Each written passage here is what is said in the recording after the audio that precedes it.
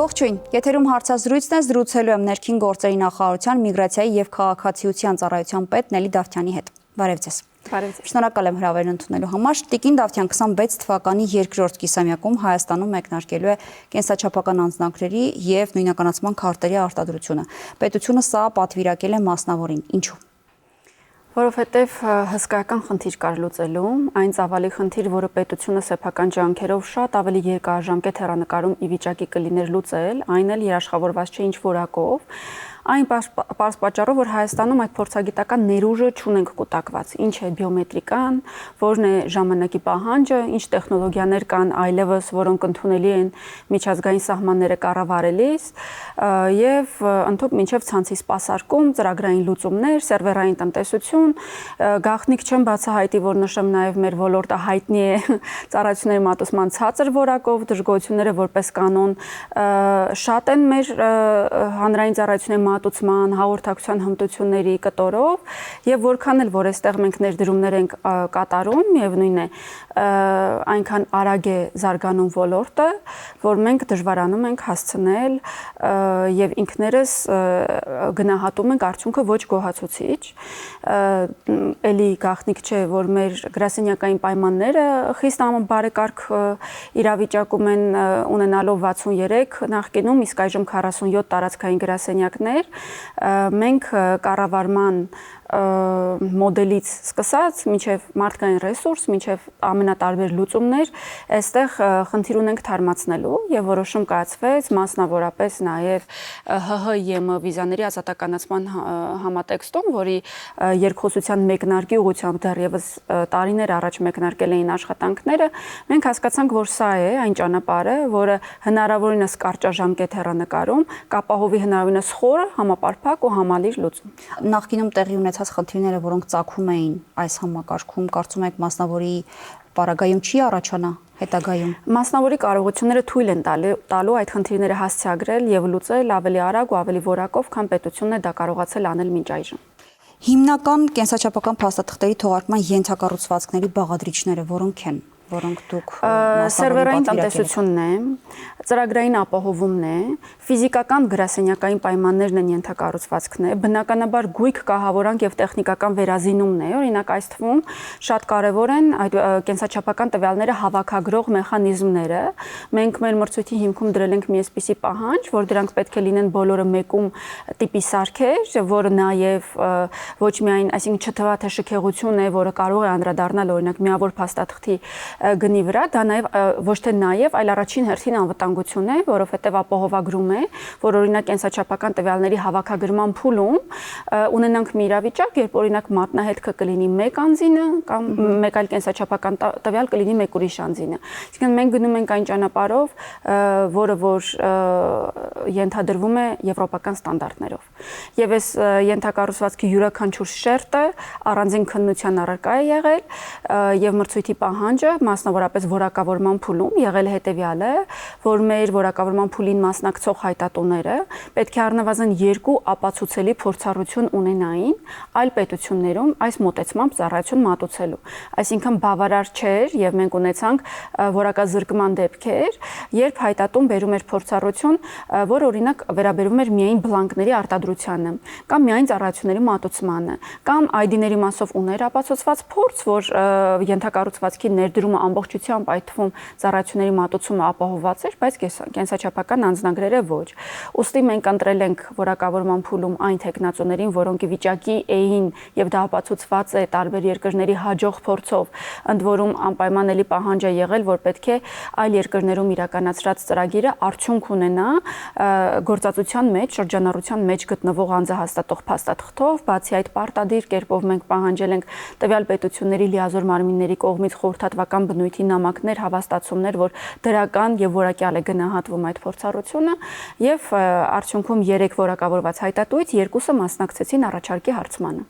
Եվ հաղթող ընկերությունն ինչ ընկերություն է, եթե կարելի մի փոքր մանրամասնեք եւ ինչ փորձառություն ունի, նշեցիք 2 երկրում առնվազն պիտի փորձառություն ունեցած լինի։ Արդյոք եվրոպական երկրների մասին է խոսքը։ Այո, եվրոպական երկրում եւս փորձառություն ունի մեր հաղթած ընկերությունը, խոսքը ֆրանսիական Idemia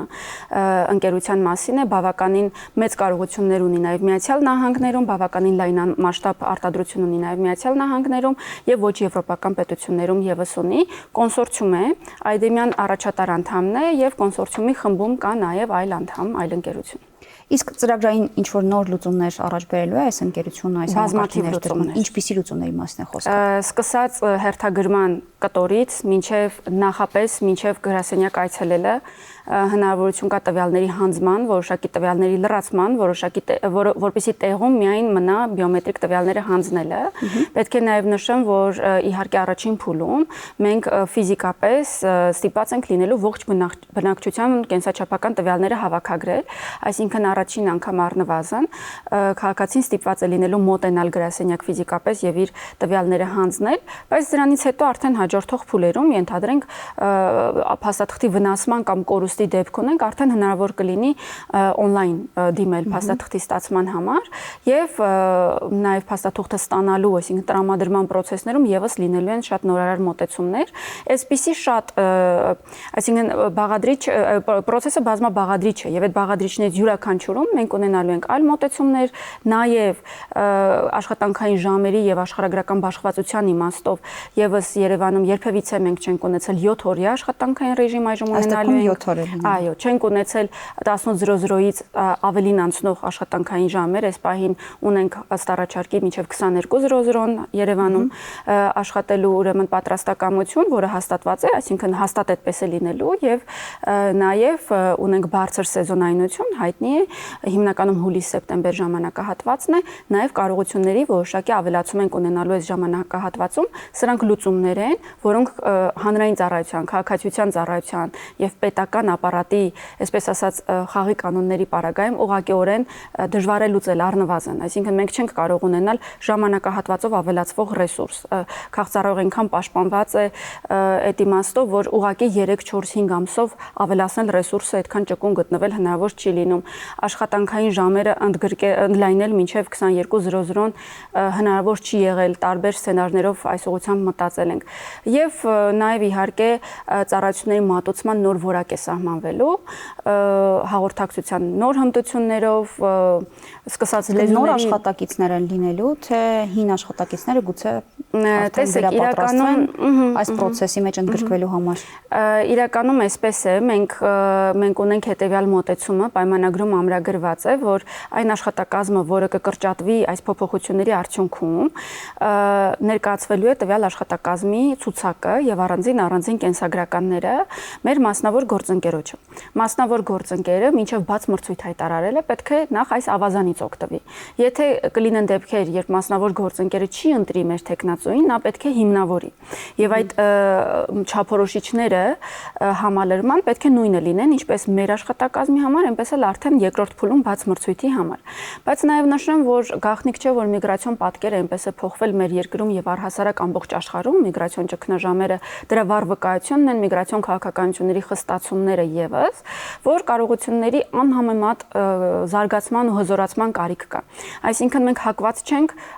մարդկանց թվաքանակի իմաստով կրճատումների, մենք հակված ենք այդ ռեսուրսը բերելու մեր վարչական գրասենյակ եւ ուրեմն հզորացնելու այստեղ կարողությունները։ Երբ նայում ենք մենք մեր կատարած գործարքների թվերին, միգրացիոն միտումներին ու գործընթացներին,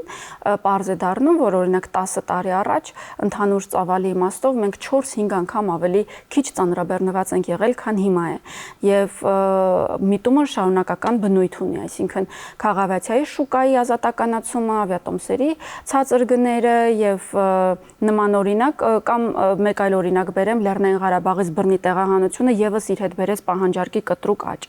Իմիգրացիոն հոսքերի ակտիվացումը եւս իր հետ բերում է անձնագրային գործողությունների կտրուկ աճ։ Այս ամենը հաշվի առնելով մենք կարողությունների ավելացման ու հզորացման կարիք ունենք եւ թոթափելով այդ առաջնագծի, այսպես ասած, ծանրաբեռնվածությունը կհզորացնենք այսպես յետին կտորում ընկած աշխատանքները։ Տիկին Դավթյան, տեխնիկական մասով քանի գրասենյակ է մասնավոր ընկերությունը ըստ պայմանագրի պարտավորվում բացել Երևանում եւ մարզերում, եւ նաեւ եթե առաջին անգամ քաղաքացիները դիմելու են այդ գրասենյակներ իրենց կենսաչափական անձնագրերը ստանալու համար, թե արդեն իսկ գործող դեռ այս պահին գործող անձնագրային բաժանմունքներ։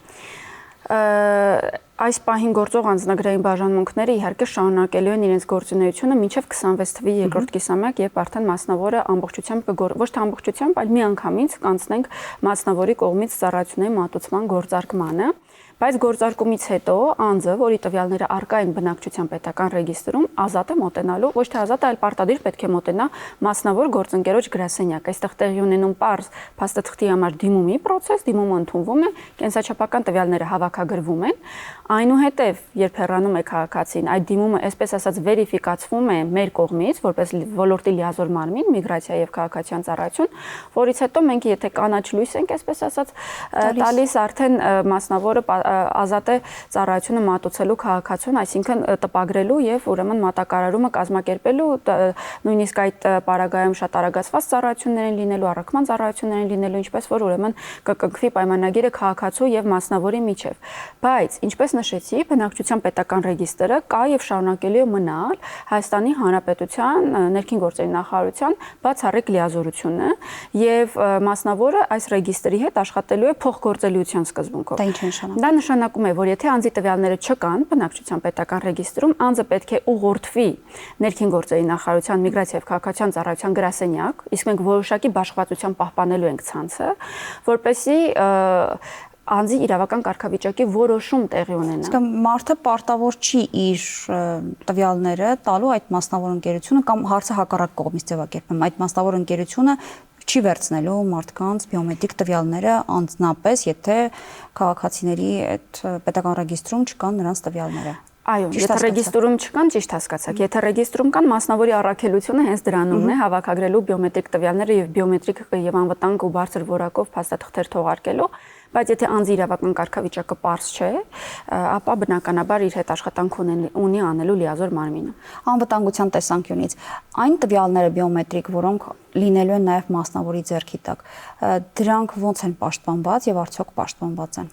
Տեսեք, դրանց պաշտպանության նկարագրությունը շատ տեխնիկական լեզվով է գրված եւ շատ տեխնիկական հարց է սա։ Ես անպայման այս պահին նշեմ, որ փաստաթուղթը, որը սահմանում է այդ պաշտպանության չափորոշիչները, հրապարակային է, ոլորտի մասնագետները ազատ են փաստաթուղթը ուսումնասիրելու, այն էկոնոմիկայի նախարարության կայքում վաղուց հրապարակված է, կա իհարկե նաեւ որպես փաստաթուղթ, ուրեմն կառավարության որոշման տեսքով խոսքը 23 թվականի դեկտեմբերի 27-ի 23:46 որոշման մասին է։ Ես կարող եմ վստահեցնել, որ այդ պաշտպանությունը անգամներ ավելի բարձր մակարդակի է, քան մենք ունենք հիմա։ Եվ մի պարզ բացատրություն կա դրան։ Բնակչության պետական ռեգիստրը, որով հիմա առաջնորդվում ենք մենք անձանց փաստաթղթեր թողարկելիս, չունի ապացուցելի որևէ շերտ, որով որ մենք ֆիզիկապես մարդուն եւ նրա տվյալները կարող ենք ապացուցելի կապով հավաստել, վերիֆիկացնել։ Իսկ բիոմետրիկան գալիս է այդ բացը լրացնելու եւ այս պարագայում անձի իրավական ինքնությունը անգամներ ավելի բարձր ստանդարտներով պաշտպանված է լինելու, այսինքն երբ որ մենք ասում ենք, որ անվտանգության նոր ստանդարտ ենք բերում, դա ոչ միայն նշանակում է, որ փաստաթուղթը ֆիզիկապես կեղծել գրեթե անհնար է լինելու կամ անհնար է լինելու, նաև անձի իրավական ինքնությունը կեղծել եւս անհնար է լինելու։ Պատկերացրեք երկու իրար արտակնապես շատ նման սուբյեկտներ, այս պահին կա հնարավորություն, որովհետեւ մեր նույնականացումը վիզուալ է արվում, ինչքան էլ դա պրոֆեսիոնալ արվի, միևնույնն է, մարդկային գործոն է եւ այստեղ սխալվելու հավանականություն կա եւ էլի գաղտնիք չեմ բացահայտում, որ նշեմ, որ մենք որոշակի տոկոս նաեւ այսպեսի ունենք սխալվելու։ Մյուս պարագայում արդեն մասնավորի կողմից ծառայությունների մատուցման պարագայում սա լինելու է ավտոմատացված եւ կենսաչափական տվյալների հիման վրա։ Նույնիսկ զույգերի պարագայում անհնար է որևէ շփոթմունք տեղի ունենալ։ Իսկ դիզայնը որևէ կերպ փոփոխվելու է, նախկինի հետ նմանություն կամ տարբերություն պահպանվելու է, լինելու է։ Շատ լավ, դիզայնի իմաստով մենք ունենք ներքին գործերի նախարարի հրամանով հաստատված աշխատանքային խումբ, որում ներգրաված են այս ծրագրի գնահատող հանձնաժողովի անդամները, սա միջգերատեսչական կազմ է, այստեղ կան ներկայացուցիչներ Արդարադատության նախարարությունից, Կենտրոնական բանկից, ազգային անվտանգության ծառայությունից, էլեկտրոնային համակարգերի գործակալությունից, արտաքին գործերի նախարարությունից եւ ուրեմն կարծես թե ոչինչ բաց չթողեցի բարձր տեխնոլոգիական արդյունաբերության նախարարությունից եւ գումարած դրան մենք նաեւ կրթության, գիտության, մշակույթի եւ սպորտի նախարարությունից ստացել ենք որոշակի թեկնածություններ, տարբեր պրոֆիլներով մասնագետներ եւս այս աշխատանքային խմբում ներգրաված են, չնայած որ ըստ աշխատակարգի աշխատանքային խմբի առաքելությունը արդեն ավարտվել է եւ կա որոշակի տեքստ, որի սահմաններում պետք է մշակվի դիզայնը արդեն փաստաթղթի, այդուհանդերձ աշխատանքային խումբը պատրաստակամություն է հայտնել նաեւ հետագա գործընթացներին մասնակցելու, իսկ հետագա գործընթացներում արդեն ներգրաված է լինելու անձահաստատող մեր մասնավոր գործընկերոջ արդեն դիզայներական խումբը, որոնք մասնագիտացված են հենց անձահաստատող փաստաթղթերի դիզայնի իմաստով, որովհետեւ դա հեշտ դիզայն չի, այստեղ կան պաշտպանիչ շերտեր, որոնք օրինակ տեսանելի են միայն ուլտրամանուշակագույն լույսի պայմաններում կամ թեք լույսի պայմաններում կամ թափանցող լույսի պայմաններում, անվտանգային բաղադրիչները ունեն նաև դիզայնի, այսպես ասած, դեր են նաև կատարում, էսթետիկ գեղարվեստական իմաստով նաև պետք է այդ ամենը մշակվի եւ ուղղակի չլինելով մասնագետ ամբողջացնել այս կոնցեպտը հնարավոր չի։ Այստեղ պետք է մասնագետը մեզ հուշի, թե որ շերտում ինչ կարող է աշխատել։ Մենք ուսումնասիրել ենք այդպիսի սանդղակ գոյություն ունի աշխարհի ամենամեծ ուժ ունեցող անձնագրերի սանդղակի մասին է խոսքը, այս իմաստով ուսումնասիրել ենք աշխարհի լավագույն անձնագրերի փորձը եւ փորձելու ենք լավագույն լուծումները իմպլեմենտացնել։ Եթե ամեն դեպքում դիզայնը փոփոխվում է, դա նշանակում է արդյոք, որ նրանք, ովքեր այս պահի դրությամբ ունեն բիոմետրիկ անձնագրեր, դա պետք է եւս մեկ անգամ ստանան, թե հին նմուշները կարող է պահպանվել։ Տեսեք, այս պահին մենք շրջանառության մեջ ունենք ինչպես բիոմետրիկ անձնագրեր, որոնք տրամադրվել են 2012-14 թվականներից սկսած եւ դեռ ժամկետի մեջ են, դրանք եւս շարունակելու են վավեր փաստաթուղթ լինել մինչև ժամկետի ավարտը եւ իհարկե մինչև 2026 թվականի երկրորդ կիսամյակ, այսինքն մինչև մենք կգործարկենք արդեն մասնավորի կողմից ծառայությունների մատուցումը, շարունակելու ենք տրամադրել այս հին նմուշի ոչ կենսաչափական անձնագրերը։ Դրանք տրամադրվում են 10 տարով եւ դրանք շարունակելու են վավեր լինել 10 տարի շարունակ։ Կարող է իհարկե լինել իրավիճակներ եւ մեր կանխատեսմամբ կլինեն նման իրավիճակներ, երբ անձը ցանկանում է փոխարինել փաստաթուղթը ունենալու համար ավելի ժամանակակից մոդեռն ու անվտանգ փաստաթուղթն ազատ է այդ որոշման հարցում, բայց եթե ցանկանա օգտագործել իրենը մինչև վավերականության ավարտը, եւս խնդիր չի լինի։ Իսկ նույնականացման քարտերի մասին ինչ կասեք, այն ինչի մասին այս ընթացքում խոսեցինք, դրանք նաեւ վերաբերելի են այս քարտերին։ Ոչ միայն այն ինչ որ խոսեցինք վերաբերելի է նույնականացման քարտերին, այլ առհասարակ Հայաստանի Հանրապետությունում արտադրվող բոլոր տեսակի անձահաստատող փաստաթղթերին։ Իսկ մենք ունենք բացի Հայաստանի Հանրապետության քաղաքացիներին տրամադրվող փաստաթղթեր, այլ ունենք փաստաթղթերի տեսակներ, որոնք այլ իրավական կարգավիճակով օտարերկրացիներին են տրամադրվում, այդ թվում կացության կարգավիճակներ ունենք, բնակության օրինականությունը հավաստող տեղեկանքներ ունենք, Լեռնային Ղարաբաղից բռնի տեղանված անձանց համար արտադրվում են ժամանակավոր պաշտպանության վկայականներ, սա էլ է անձահաստատող փաստաթուղթ համարվում, փախստականի վկայական, կոնվենցիոն ճամփորդական անձնագիր է կոչվում, ունեն քաղաքացիություն չունեցող անձի փաստաթուղթ եւ այլն։ Այս բոլորը, այդ թվում նաեւ նույնականացման քարտերը, նոր կոնցեպտով, նոր անվտանգային մակարդակով սկսելու են արտադրվել մասնավորի կողմից։ Այս համակարգի բարելավման առանձնահատկությունները հաշվի առնելով, երբ մենք խոսում ենք, որ վիզաների ազատականացման համատեքստում սա շատ կարևոր է, ինչ առաջընթաց է մեզ համար ապահովելու, եթե մենք կարողանում ենք այս համակարգում ունենալ այդ ներդրումը եւ ռեֆորմ իրականացնենք բարեհաջող։ Այո, մենք վիզաների ազատականացման համատեքստում ուղղակիորեն չէինք կարող մեկ քայլ առաջ գնալ, եթե չլիներ կենսաչափական համակարգի ուղղությամբ այս ծրագիրը,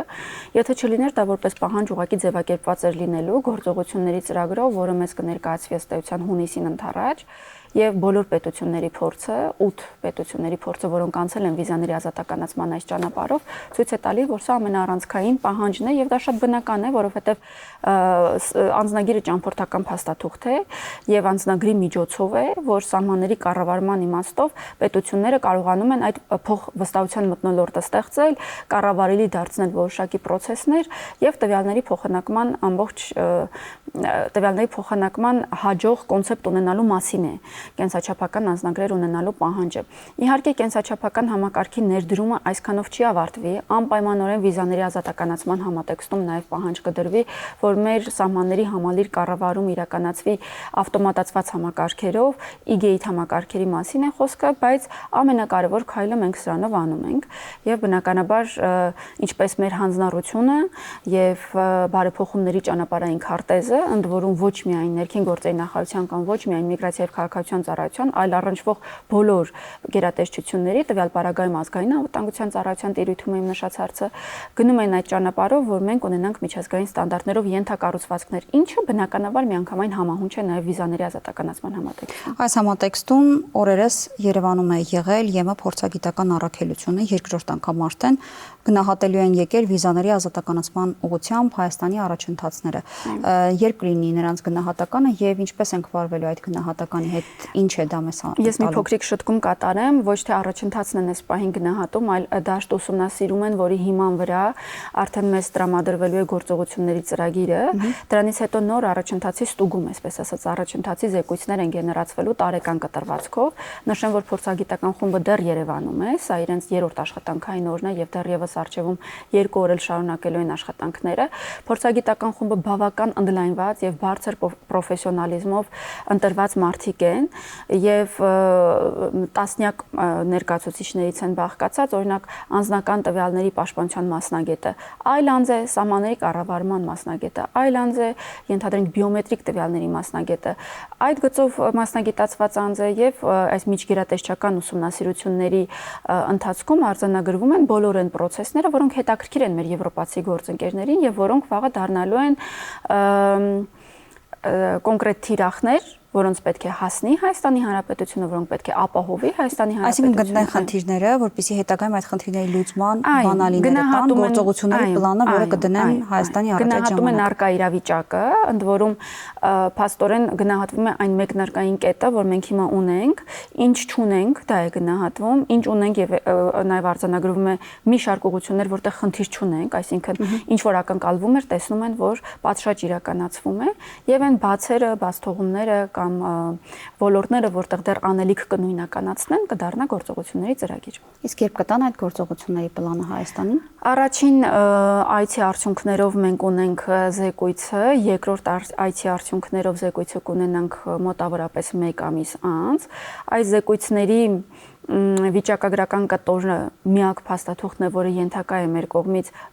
վերանայման, հաստատման կամ չասեմ թե բանակցման, բայց սա այն մասին է, թե ինչ են հասկացել մեր գործընկերները եւ մենք օրինակ որոշ դրվագներով արձանագրում ենք, որ գուցե այստեղ ինչ-որ բան լավ չի բացատրվել, լավ չի տրամադրվել, թերի է տրամադրվել եւ այլն։ Որոշակի շտկումներ ենք կատարում նույն էջում գտնվելու եւ կառուցողական ուրեմն հարաբերություններ ստեղծելու իմաստով եւ հաջորդիվ արդեն այս երկու զեկույցների հիման վրա կմշակվի գործողությունների ծրագիրը նախնական պայմանավորվածության համաձայն ամառվա սկիզբ կունենանք մենք այս ծրագիրը։ Այդ ծրագիրը էլի ժամկետով է լինելու, այսինքն իրենք տալու են եւ որոշակի ժամկետ հետո ակնկալելու են, տալու են եւ մեզ ազատ են թողնելու ծրագրի հետ, մենք տարեկան այդ progress report-ը կոչվում առաջընթացի վերաբերյալ զեկույցները կներկայացնենք, կքննարկենք, բայց չունենք վերջնաժամկետ, մենք ինքներս ենք շահագրգռված օր առաջ, տարի առաջ։ Իսկն իրենք դատելու են ըստ տարեկան զեկույցների, թե մեզ մոտ առաջընթացը որքան տեղի ունեցել, ըստ այդմ նաև վիզաների ազատականացման հարցը հենց դրա գնահատականի հիմքով են տալու։ Այն փուլում, երբ որ մենք արձանագրենք, որ գործողությունների ծրագրով նախատեսված թիրախները բոլորը ապահովված են, մենք կունենանք ազատ վիզային ռեժիմ։ Եթե դա կլինի 10 տարում, ապա 10 տարում կունենանք ազատ վիզային ռեժիմ։ Ունենք Թուրքիայի փորձը, որը արդեն 10-րդ տարին է, բանակցում է եւ այդպես էլ չի կարողանում ապահովել պահանջված չափորոշիչները, եւ ունենք իհարկե Բալկանյան պետությունների փորձառությունը, չնայած իրենց մեկնարկային կետերը բանակցությունները սկսելու պահին մի քիչ այլ են եղել, օրինակ կենսաչափական համակարգ գրեթե ամբողջությամբ ներդրված է եղել։ Շատ կարճ են տևել 2-ից 3 տարի, ունենք հարևան Վրաստանի փորձը, Մոլդովա, Ուկրաինա, այս ամենը հաշվի առնելով ենթադրվում է, որ մի քանի տարվա մասին է խոսքը։ Իսկ իրատեսական չի, մենք այսօր ասենք, նույնիսկ գործողությունների պլանը ստանալուց հետո ասենք, խոսենք, թե վերջապես երբ են մեր քաղաքացիները առանց վիզային ռեժիմի գնալու Եվրոպա։ Անշնորհակալ գործ է, Որովհետև տարբեր թվեր են ասում, մեկն ասում է 5 տարուց, մյուսն ասում է 10 տարուց։ Փորձագետներ, որ ասում են 1 տարուց։ 1 տարուց, այսինքն դա հնարավոր չի այս բանը։ Հնարավոր չի, մեկ մի վկայություն բերեմ, ինչու օրինակ հնարավոր չի, որովհետև այդ գործողությունների ծրագրով նաև մենք անպայմանորեն ունենալու ենք սահմանված թիրախ ապաստան հայցողների թիվը կրճատելու ուղղությամբ։ Իսկ դա այնպիսի process է, որ պլանավորել դրան հասնել օրինակ 3 ամսում կամ 3 տարում դժվար է կանխատեսել, ինչքան էլ որ ինտենսիվ ռազմավարական հաղորդակցություն տարվի, ինչքան էլ որ լայնամասշտաբ ռոպագանդայի մակարդակի ուրեմն հաղորդակցություն տարվի, միևնույն է, անձի վարքագիծը կանխատեսելի չէ եւ ուրեմն պետք է պարզապես հետեւել տենդենսներին, նույնականացնել արդյոք սա գիտակցված որոշում է, որ մեր քաղաքացին գնում եւ ապաստան է հայցում եւ պետք է ուղղակիորեն գրավիչ ֆակտորները, գործոնները Հայաստանում բարձրացնել, օրինակ բացահայտել, որ առողջապահական նպատակներով հայցվող ապաստանի դեպքեր ամենահաճախն են եւ կենտրոնանալ մեր առողջապահական ենթակառուցվածքների զարգացման վրա կամ գուցե մեր ուսումնասիրությունները ցույց տան, որ ոչ թե սա գիտակցված որոշում է, այլ պարզապես անձը, որը ցանկանում է իր կյանքը շարունակել եվրոպական որևէ պետությունում, սա այսպես է ճանապարհը պատկերացնում, որովհետեւ շատ լավ հիմնավորված հարուստ բովանդակություն, որակյալ բովանդակություն չունենք։ Այս ֆրոնտում մեր որոշումների կայացումը մեր բնակչության հիմնականում հիմնված է բանավոր ու բերանացի խոսակցությունների վրա եւ որոշակի առանձնահատկություններ հաշվի առնելով մենք փաստում ենք, որ միգրացիոն process-ների վերաբերյալ բավարար իրազեկվածության մակարդակ չունենք։ Շնորհակալ եմ զրույցի համար։ Շնորհակալ եմ։ Զրուցակիցս Նելի Դավթյանն էր, կհանդիպենք։